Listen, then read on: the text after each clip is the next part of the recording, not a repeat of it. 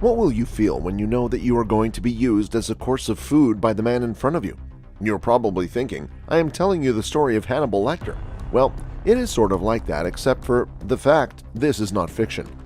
Dr. Lecter was a fictional character, but Clifford Orgy is very much real. Stay tuned till the end to know about the spine-chilling story of a man who eats human meat. Now, without any further delay, let's start. This is a true crime narrative of Clifford Orgy, Nigeria's most notorious cannibal, and how he inexplicably passed away in Nigerian prison in 2012 after serving 13 years in prison. He was regarded as Nigeria's top cannibal and human eater in the late 1990s. He was also the worst. He consumed humans for his breakfast, lunch, and dinner. I'm sure no dietitian would suggest this diet plan, isn't it? Do you know what's more surprising? The legacy of Clifford is being carried forward. The Clifford Orgy Hideaway, a flyover connecting Apakun and Oshodi from the 7-8 bus stop on the airport road in Lagos, turned into a crime hotspot, as bad guys now use the route at night to do their crimes. The thugs frequently rape the victim inside the garden if she is a girl. Let's see what kind of man Clifford was. Clifford Orgy was originally from the southeastern Nigerian state of Enugu, but he later relocated to the southwestern Nigerian state of Lagos, where he first pretended to be a merchant of razor blades before abandoning the business and announcing his identity as a shaman. On numerous occasions, he would also pretend to be temporarily insane to deter people from approaching his residence. Clifford Orgy didn't own a home or live in a decent one. Instead, he made his home in Oshodi under Isolo's Bridge, in a space that was more appropriately called Clifford's Kitchen later on. If he was alive now, he could have been a wild card entry for MasterChef. He went by the name of Clifford Orgy and was the nation of Nigeria's first cannibal to date. He used to sell razor blades at the constantly busy Oshodi market. Later, he moved his base to a self-built ghetto in Osolo, where he presented himself as a native doctor. In the daytime, he occasionally chased strangers into his ghetto, and he made barbecue in the evening to get rid of the smell of burned human flesh. Although people began to distrust this barbecue enthusiast, no Nigerian was ready for the revelation that took place that morning on a workday.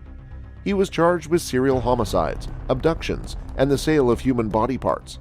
The most unsettling of all the enigmas surrounding the man-eating monster in Lagos is what happened to the missing heads. Hands that had been severed were scattered everywhere. The skulls of his untold victims, however, have yet to be located despite days of searching. Following a night vigil at a nearby church, Joseph Bello, a citizen, was returning home when he tripped over the cannibal. Joseph Bello observed a hut made of automobile tires and heard an odd voice coming from a bush next to the flyover. He approached and could smell the strange aroma of roasting meat. He peered into the shack and, to his wilder surprise, discovered that human limbs and other body parts were being roasted on the fire. He was horrified and transfixed. Other individuals near the underpass were informed by Joseph Bello. The place was suddenly invaded by a mob. They came upon dismembered feet, rib cages, and pieces of flesh. He noticed the crowd right away. Clifford Orgy took off, and as he did, the crowd chased him. The tires of Clifford Orgy's shack were housing a little malnourished woman who had gone unnoticed.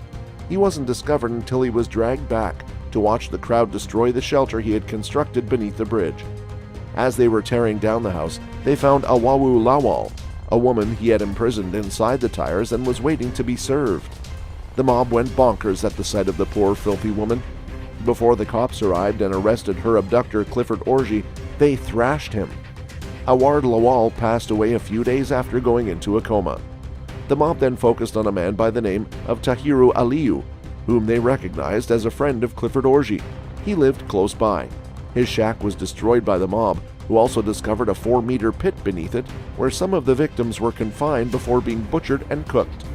Clifford Orgy, who was in his 30s at the time, was occasionally spotted rambling around naked or pursuing total strangers while yelling and wielding a stick.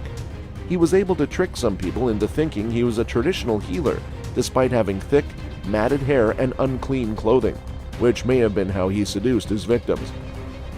Speculation that Clifford Orgy was butchering his victims for purposes other than his consumption has grown as a result of his testimony to the authorities. Locals reported seeing upscale cars stopping frequently beneath the flyover. It may explain why no victims' heads have been discovered, according to some. According to the cannibal, he would blow on women's foreheads to entice them, and after doing so, they would accompany him back to the underpass.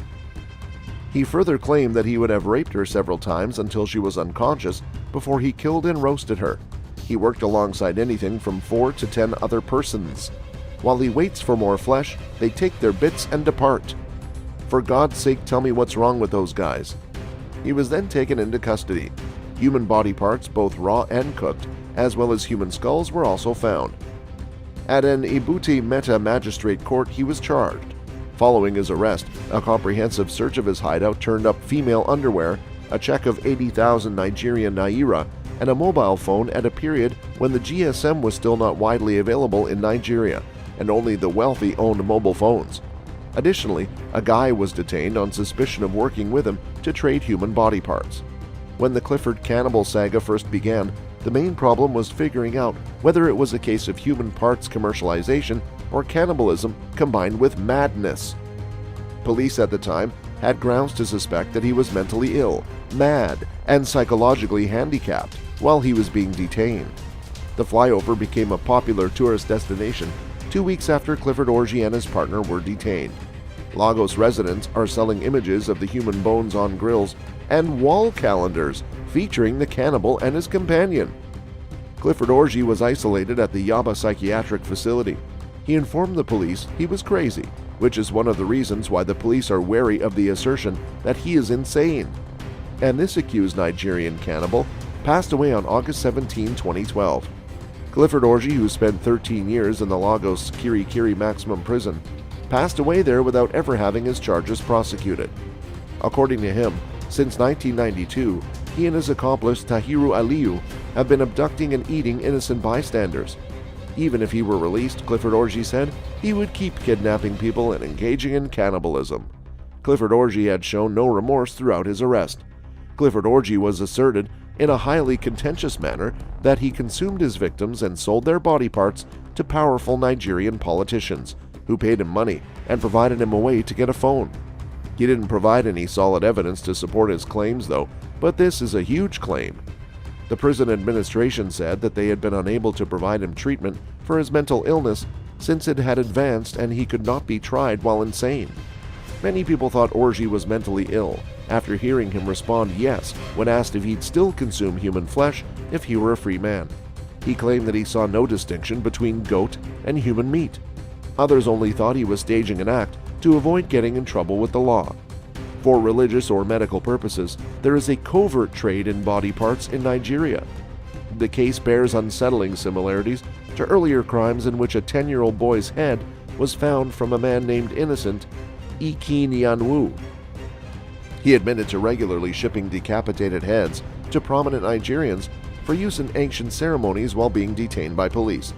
But before he could begin naming those engaged in the arrangement, Innocent Ikinyanwu had already passed away from a heart attack. While it is impossible to determine for sure whether cannibalism is still practiced in some areas of Nigeria today, speculations tell us many Clifford Orji are roaming free in the country. Well, you had enough of blood and flesh. I mean, not literally, but still, I think it's enough. Tell us what you think about Clifford Orji and his activities. Feel free to comment down below. This is us signing off. Hope you have enjoyed the video. You can drop a like to appreciate our efforts. Also, don't forget to subscribe to the channel and make sure to press the bell icon. We'll see you in the next video. Thanks for watching. Until then, peace.